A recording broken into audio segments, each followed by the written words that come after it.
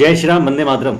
आज जो है बहुत बड़ी खबर आई है कि हिजबुल्लाह कमांडर जो लेबनान वार चल रहा था उसमें हसन नसरुल्लाह मारा गया। उसको लेकर के लोग उत्साह मना रहे। ये हमारे यहाँ राजनीतिक पार्टियां भी उस पर बड़ी बड़ी बातें कह रही हैं, बयान दे रही हैं। तो नसरुल्लाह मारा गया जो लेबनान का देखा जाए एक आतंकवादी संगठन था और इस्लामिक मुल्क था। अब ये यहाँ पर इतना आतंकवाद फैला रखा था। एक हमारा छोटा सा देश इजराइल की अगर बात करी जाए तो ग्लोबल पावर के मामले में दुनिया के जितने भी ग्लोबल पावर है 145 देशों की सूची में तो बात करी जाए तो उसकी रैंकिंग आती है 18वें नंबर पर। और अगर भारत की बात करी जाए तो भारत आता है वर्ल्ड पावर में शक्तिशाली देशों में, वो आता है 30वें नंबर पे। तो भारत को इजराइल से सीखना चाहिए और नेतन्याहू से सीखना चाहिए।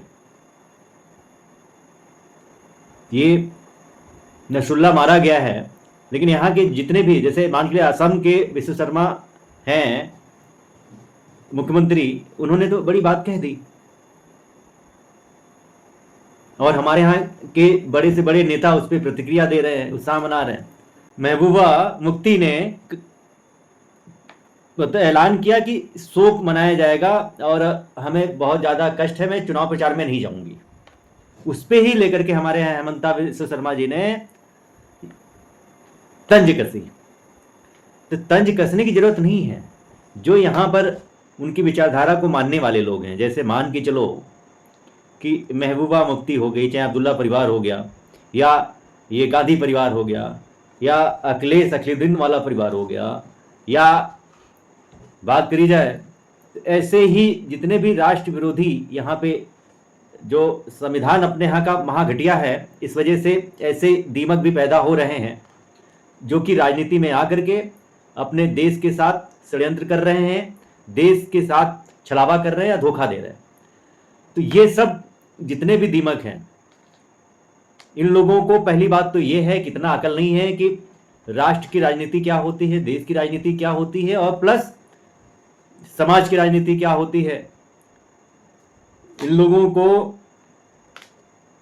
विश्व पटल पे जाकर के कैसी राजनीति करनी चाहिए, कैसे बयानबाजी करनी चाहिए, कैसे भाषण देना चाहिए, क्या बोलना चाहिए, इन लोगों को लेखा जोखा कुछ पता नहीं होता है, अनाप शनाप बोला करते हैं। अपने यहां धर्म की राजनीति जो करता है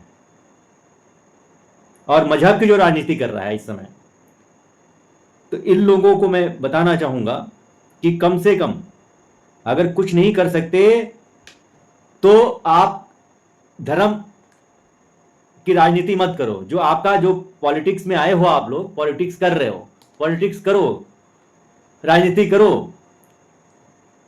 आप लोगों का कोई क्वालिफिकेशन सेट तो है नहीं, और ना ही आप लोग उसके, चूंकि संविधान घटिया आपने है ना।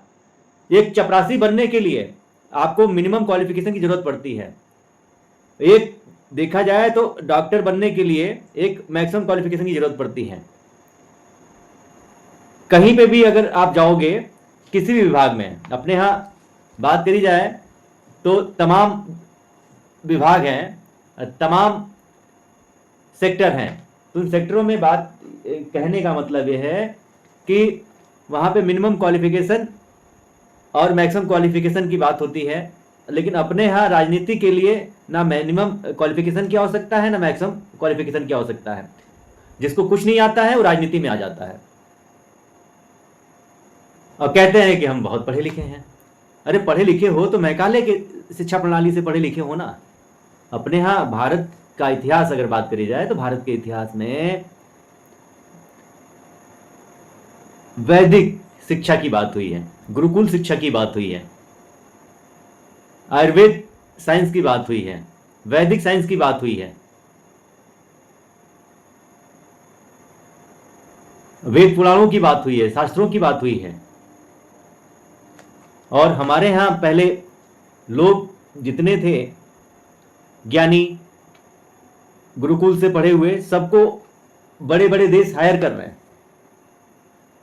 लेकिन अपने यहाँ बात करी जाए तो यहाँ मैकाले की शिक्षा को लेकर के मदरसा मिशनरी जैसे मान के चलो कि मजहब वाले जितने लोग हैं, धर्म और मजहब का अंतर आप लोगों को नहीं पता होगा तो मैं बताना चाहूंगा। धर्म क्या है, मजहब क्या है। धर्म जो होता है सर्वधर्म सद्भावना की बात करता है, सर्वधर्म सद्भावना की बात करता है, विश्व कल्याण की बात करता है।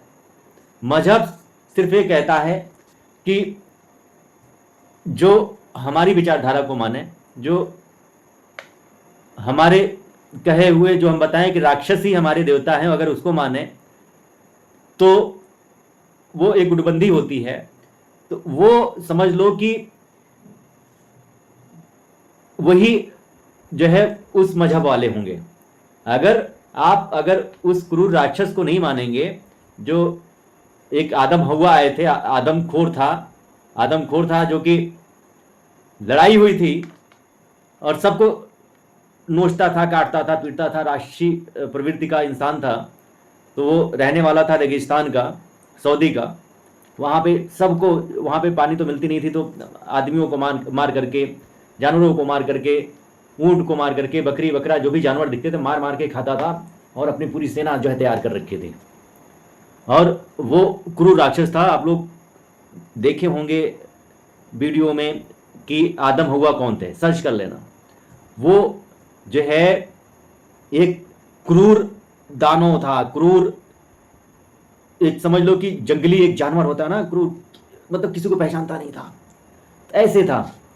और कुछ लोग तो, मैं इसको सिरे से नकारता हूं, लेकिन मैंने भी वीडियो देखे हैं कि जब गुरु शुक्राचार्य जी थे, तो गुरु शुक्राचार्य जी जब वहाँ पे जब शूर्पणखा की नाक काटी गई थी, रामायण का ही एक घटना है, पात्र है।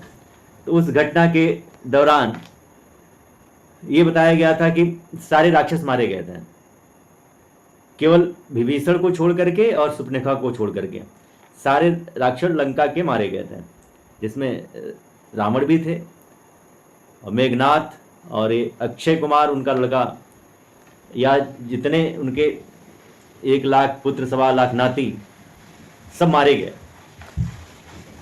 लेकिन उस राक्षस में जो कि राम के शरण में आ गए थे, भगवान राम जी के शरण में आ गए थे, विभीषण जी विष्णु भगवान के अवतार थे, तो उनके शरण में आ गए थे ये भगवान जी के हमारे सुग्रीव, तो वो बच गए। और ये शूर्पणखा थी, तो वो गुरु शुक्राचार्य जो थे राक्षसों के गुरु थे, तो वह लेके चले गए रेगिस्तान में।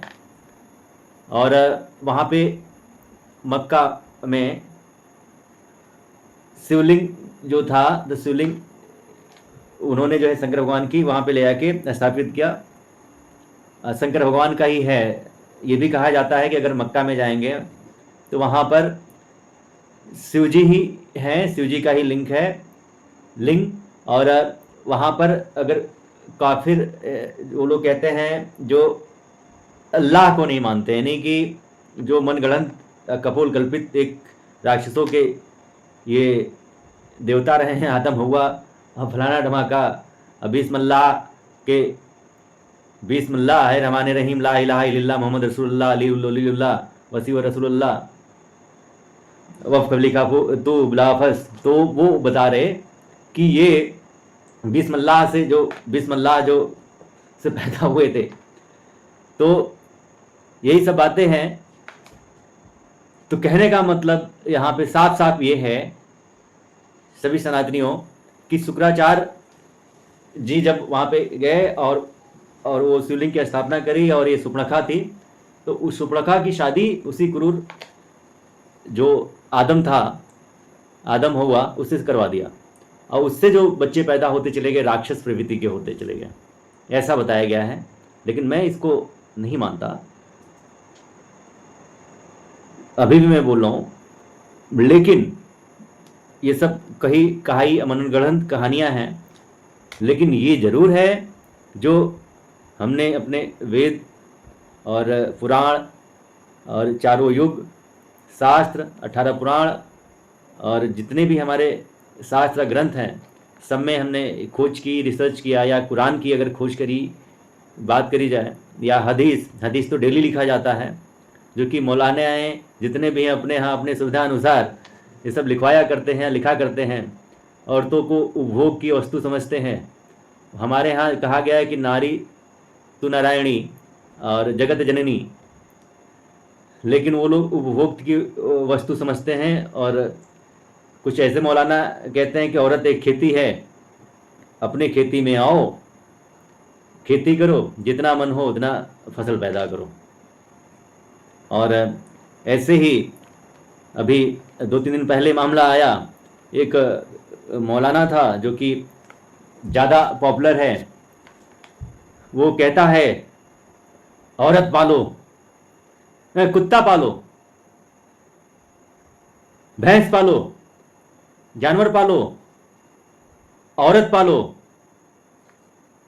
जितना हो सके औरत पालो और उनके साथ संभोग करो, खेती करो और बच्चा पैदा करो।